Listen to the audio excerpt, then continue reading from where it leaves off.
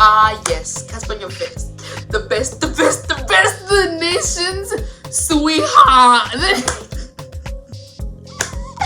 Our golden egg. Golden egg, mama. Cassper Nyovest, listen, dog.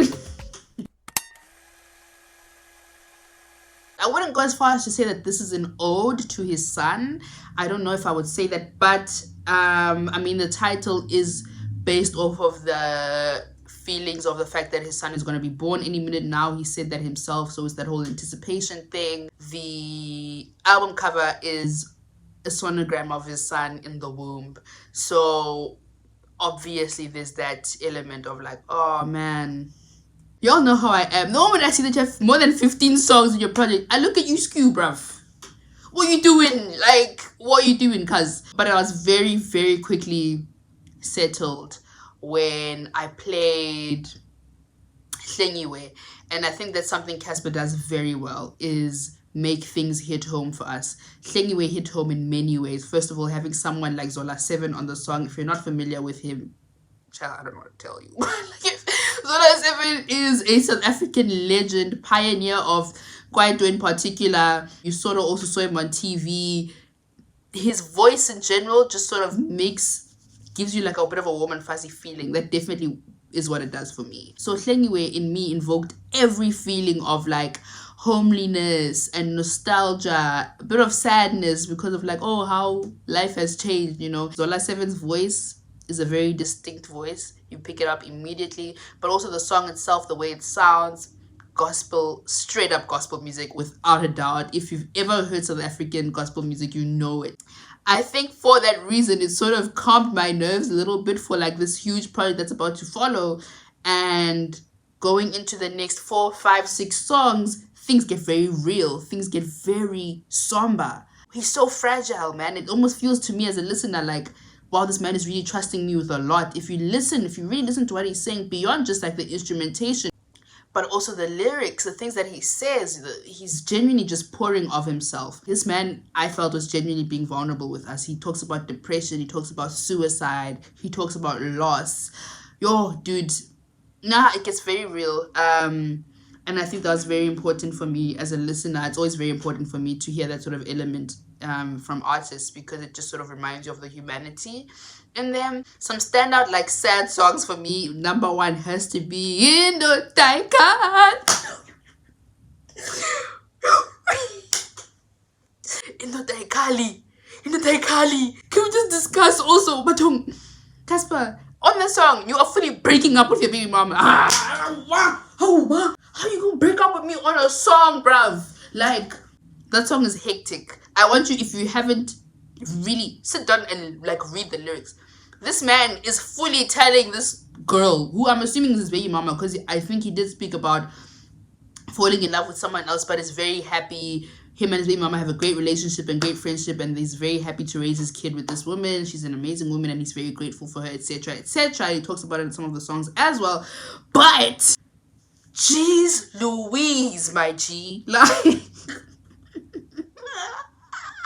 the entire song is him talking about falling in love with someone else. And then me, I don't know, guys, I feel like sometimes emotional cheating is worse than physical cheating, because he says, oh, nothing physical happened, but like I fell in love with another woman. I didn't plan for it. So I'm just like, shit, nigga. Yo, now you're gonna tell her that I'm telling the whole world. And he ends the song with the words, it's over. But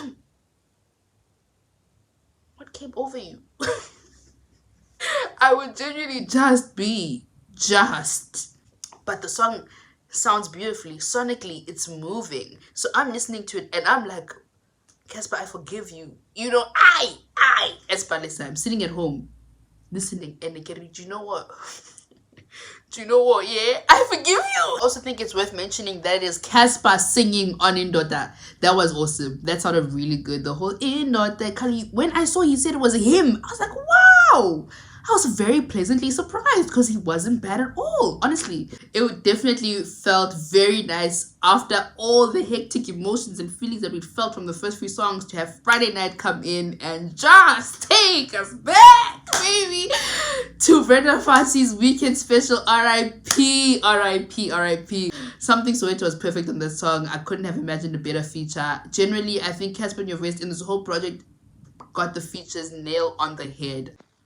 After Friday Nights, for me, that's where the album begins for me. For me. Eddie, for me. Egyptian Cotton. Nobody knows. Mwanesu. Those 3 songs. Indota, which was before. But those 4 songs, I think, are my favorite songs of this project. Egyptian Cotton was just... He took us to the lap of luxury. First of all, Anthony Hamilton.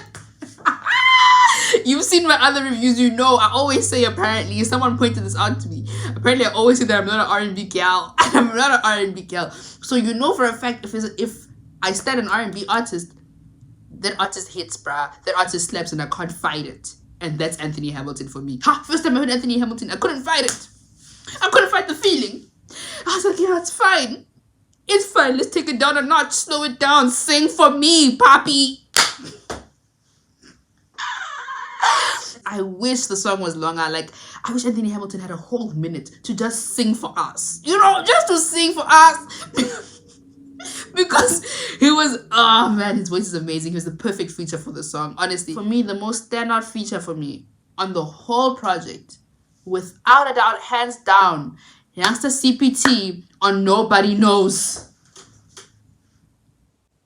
Youngster CPT. First of all, we all know, I've said this and I'll say it again, 2020 was a hard year for Black people. It's always a hard time for Black people, but 2020 was a hard year for Black people. And so it comes with no surprise that so many artists are trying to have a bit of to make their stance clear on, you know, social injustices, things that are plaguing society, right? Racism in particular. At the same time, though, I think that some artists just aren't cut out for that. You know, like, sometimes you're not going to be a conscious rapper, and that's okay. That's really okay. The biggest thing for me here that separates Cassper from the rest via his social commentary is the fact that he had Youngster CPT come on here, because if there's an artist in South Africa today who is the guy for conscious rap, it's Youngster CPT, without a doubt.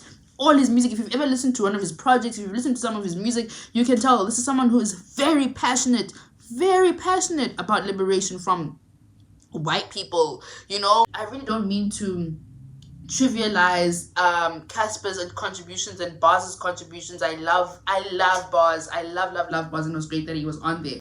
But Youngster CPT really had me thinking, and I think it's quite interesting because even the song itself, the beat switches when Youngster CPT comes on the song.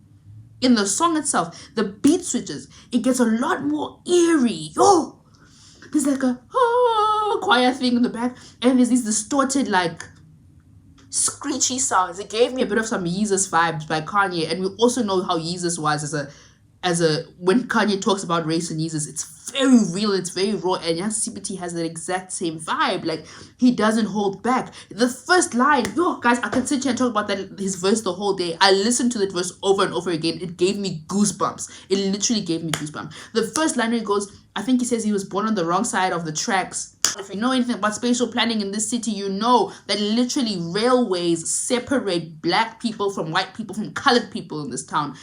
Girl, I'll put a link to a video that you can check out if you want to know a bit more about that. But it was amazing that Youngster CPT, this is something Youngster CPT also is, this is a specialty, right? This is what he does, is speak to this sort of stuff, right?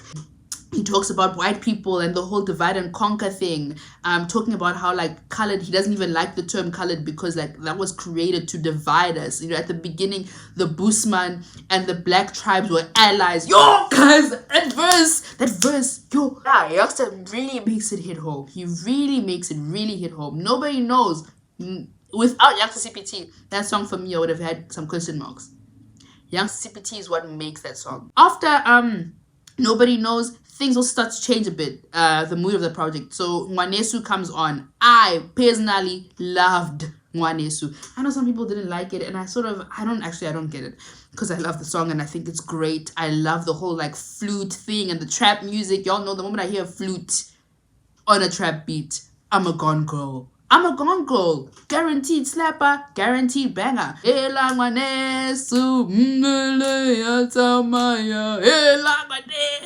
then Cassper comes in and does the Elangwanesu himself. It slaps, bruh. And then something Soweto comes in. When this was a song, you actually can't tell me anything, hey? When this was a song, guys. Something Soweto is amazing. Cassper comes in with bars. He goes hard. And he should have stopped there. He should have stopped there. Because after that, I don't know what happens. I don't know what possessed him. I don't know what came over him to decide that he is going to make 3 drill songs back to back. No, babes. Drill's a level of hard that not anyone can accomplish. You know? That's my one thing about Cassper. My one small critique of him. He's very clearly a well-rounded artist. He's very versatile. He's very good at, he can do piano today. He can do hip-hop. He can do trap. He's good. He can do R&B. He does gospel. He plays around a lot. Some people I know, it annoys him that he does that because it's like pick a lane or whatever. But I think for the most part, he's good at whatever he chooses to do. But sometimes leave things for other people. Yeka. Madam. It was Noctula, Amadimoni, and Hypnotized. And I'm just like, I was literally just like, I could need. And then me, I love Busiswa, guys. I love her. I think Busiswa on that song was even better than Cassper. Like, not that you should be doing drill music either, but like, guys, drill beats are hard. And I think Cassper drowned a bit in those drill beats. I'm not even gonna lie, man. Busiswa makes sense because she is typically a gong artist. So she does have that, she's good at like being on hectic, overpowering beats. She doesn't get overpowered for the most part. He did one real song and then he decided, let me do 2 more. Why? What for, bruv? Like,